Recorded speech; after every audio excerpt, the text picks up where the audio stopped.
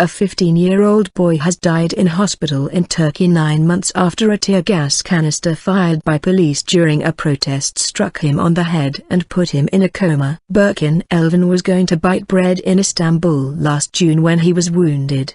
His is the 8th death linked to the anti-government protests which began in the city's Gezi Park and spread across Turkey. As a crowd gathered outside the hospital, clashes erupted with police. The boy's family said on Twitter that their son had died at 7 o'clock, 5 o'clock GMT, on Tuesday. He had been in a coma for 269 days. The protesters had initially been angered by plans to raise Gezi Park and redevelop it, but the police crackdown galvanized anti-government demonstrators in several cities. Berkin Elvan was 14 when he was hit on the head by the tear gas canister in the Istanbul neighborhood of Okmeydan. He was one of thousands of people hurt during the protests. His health had deteriorated in recent weeks and doctors said his weight had dropped to 16 kilograms.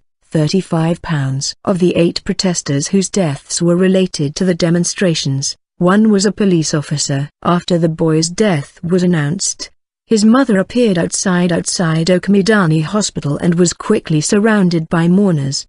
Tributes appeared on social media in Turkey and a crowd gathered. Riot police arrived at the scene and protesters attacked one of their vehicles. Journalists at the scene say police responded by firing pepper spray at the crowd. Further demonstrations are expected later in Istanbul and the capital, Ankara.